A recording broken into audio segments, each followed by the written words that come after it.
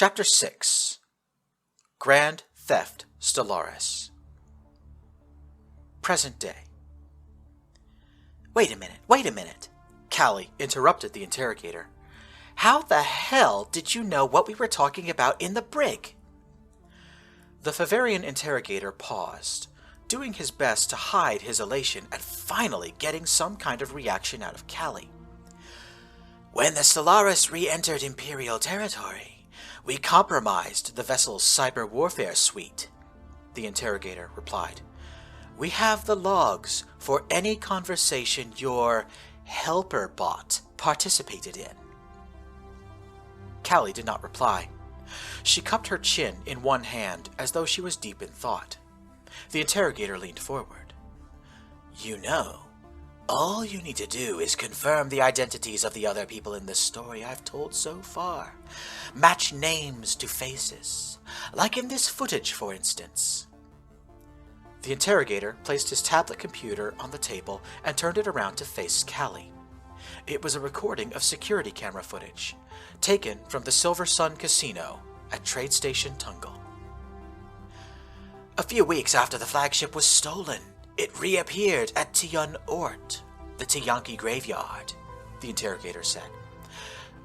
I assume this is where your co-conspirators planned their little excursion into the trade station. Back to the story.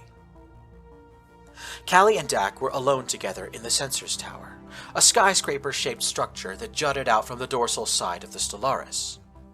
Cali was staring out of the window, admiring the Tiyanki death world from a distance. Dak had his back to Cali, and he was armed with a blaster rifle.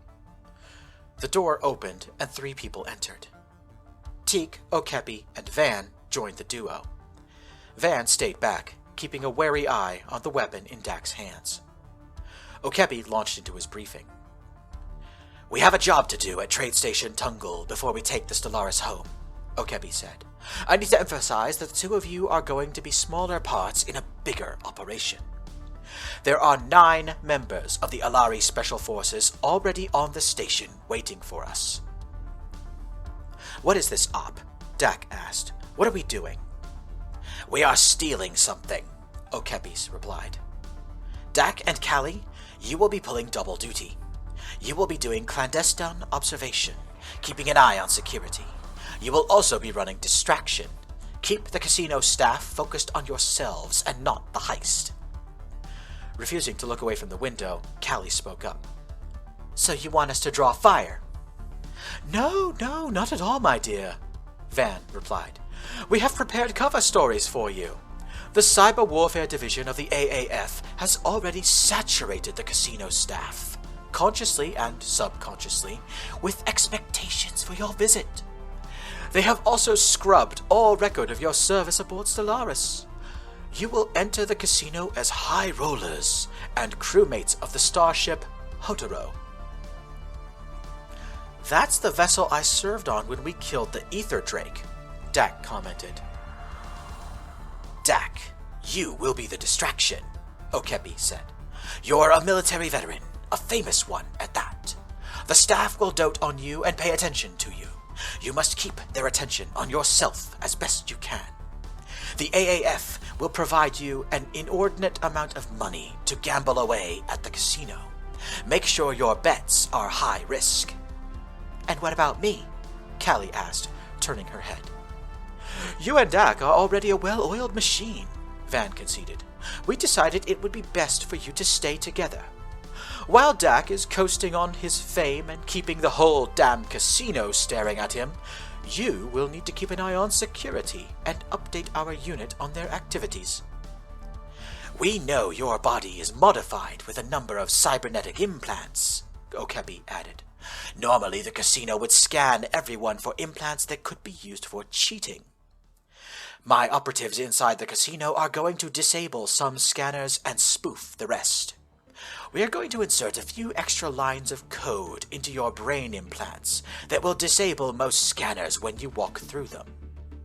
Once you are inside the casino, you will communicate with the SOF team. Keep them appraised of the security situation, and use your implants to conduct cyber warfare if the situation calls for it. The flagship Stellaris kept her distance from Trade Station Tungle, sending the Empress's personal yacht to drop off the two infiltrators. Cali and Dak were dressed to the nines. He wore a military dress uniform adorned with the shiny metal he got for killing the Ether Drake a year ago. She wore a shimmering, sleeveless dress that hugged her tightly and showed off much more of her body than she preferred. "I look ridiculous," Cali grumbled as she stepped out of the gilded shuttlecraft. "That's kind of the point," Dak said. "Either way, I still hate this plan," Cali said. "I really hate it." Check comms, check comms. This is Viper calling Overwatch. How copy? Over. The cybernetic implant in Cali's head projected the message directly into her brain. Viper was the name of the Alari Special Forces team who would actually execute the heist. Overwatch was the shared call sign for Dak and Cali. "Good copy, Viper," Cali replied. "We're making entry now." There was only one entrance to the Silver Sun Casino, even though the structure took up an entire module of Trade Station Tungle. Every spacefaring species was represented here as people crowded the business strip, trying to gain entry to the casino. Dak and Cali got in line with everyone else, but a pair of casino guards spotted them. The two guards were both members of the avian Yonderim species, and stood head and shoulders taller than everyone around them. One of the Yonderim pointed at the couple and then spoke into his radio. "I have eyes on the High Rollers," the guard said. "We're escorting them to the casino floor now." Cali was able to hear this thanks to a cluster of nanobots she had installed in her inner ear a year ago. She nudged Dak and said, "All right, it's showtime."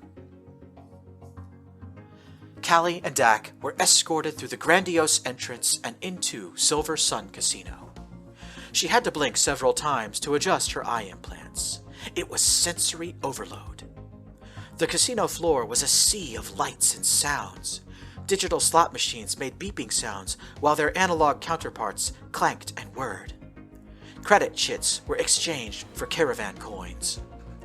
People cheered as they won, only to cry out in agony as the house reclaimed its prize. Intoxicating food and drink was so commonplace that Cali could see several motionless bodies slumped over tables through the haze.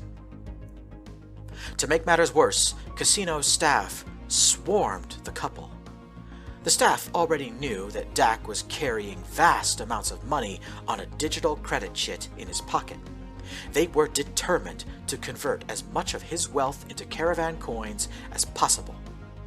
Dak was quickly taken away by a host to start gambling. Meanwhile, a greedy-looking Hasbuzi closed in on Cali, offering her a powerful-looking drink. Cali quickly scanned the beverage with her eye implants, making sure her biomechanical stomach could actually handle whatever she was about to imbibe. Once she realized she was holding a pan-galactic gargle blaster, Cali tipped her head back and downed it in one gulp. It was harmless to her, but any unmodified Alari would have been instantly knocked unconscious. While Cali kept a close eye on the person who tried to knock her out with a drink, Dak was putting on a show. He found a Fonty racing pit. Fonty were a type of bovine livestock native to Alaria.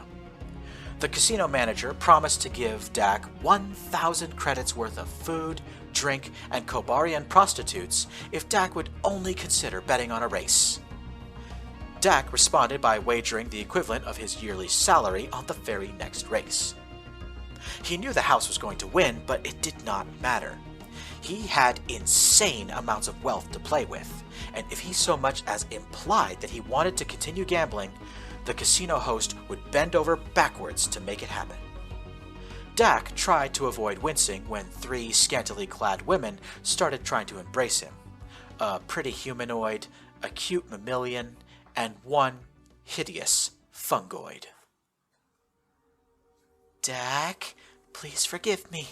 It's all an act," Cali thought to herself as she allowed a handsome concierge to lead her across the casino floor, wrapping herself around him as though he was the last man in the galaxy. She was pretending to be drunk on pan-galactic gargle blasters, which gave her an excuse to look around. "Viper, this is Overwatch," Cali transmitted via implant. "Security on the floor consists of armed guards, battle droids, and drones. The guards are Morbizak. Repeat, the guards are plantoids. They're blending into the scenery. Be careful when scanning flora." The SOF team responded with something that sounded like a little gratitude. "Carnivorous plantoids as armed guards. Now I've seen everything. Good call, Overwatch. We are proceeding with caution. Can you get a closer look at the battle droids? Verify the make and model for us." Still acting drunk, Cali meandered over to one of the digital slot machines. She pushed the button repeatedly, feeding more and more money into the slot machine until her losses reached the quadruple digits. Then, Cali started to cry and ran over to one of the battle droids. "That damn thing is rigged!" Cali screamed and wailed. "Give me my money back!" The machine looked down at her. Cali's eye implants dilated, focused, and took snapshots at high speed. "Invalid input," said the security droid.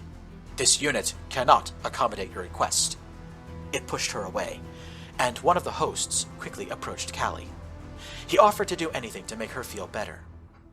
While Cali sobbed into the human's chest, she silently transmitted the important data to the SOF team.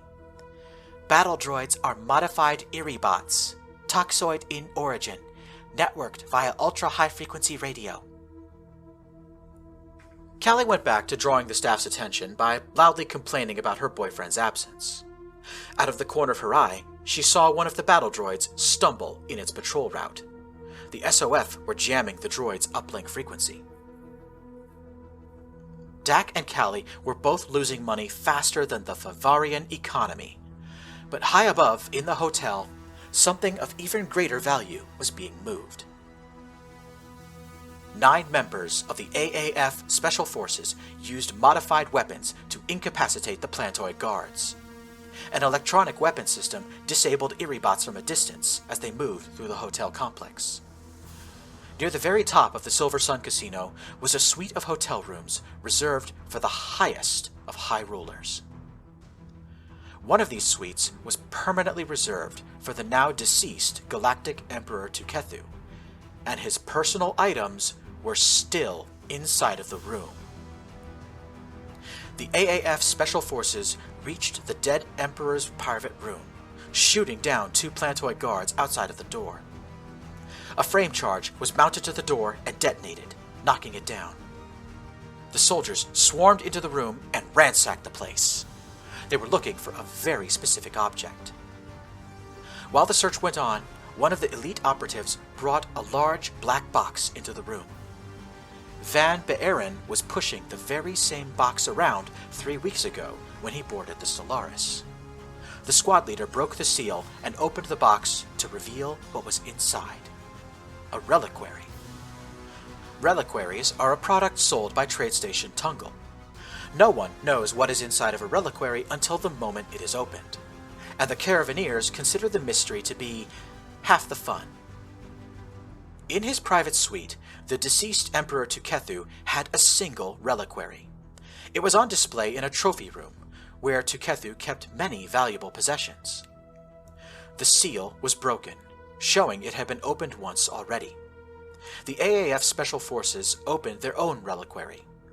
It contained a high-yield plasma bomb. In a careful operation, the Emperor's reliquary was opened. Contained inside was the single most valuable object in the galaxy. The Galatron. The elite soldiers carefully removed the Galatron from the Emperor's reliquary and placed it in their own. The plasma bomb was gently placed inside, and a simple trigger was wired into the lid. The next person to open the Emperor's reliquary would be vaporized. The Galatron was placed into Van's reliquary, and it was sealed.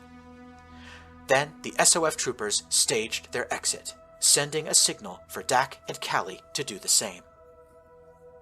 Dak and Cali returned to the Stellaris via the Emperor's yacht. They met the AAF soldiers for only a few minutes, just long enough to take possession of the black box. As instructed, they carried the large black box aboard Stellaris and returned it to Van Beeren. Neither of them had any idea what was inside of it.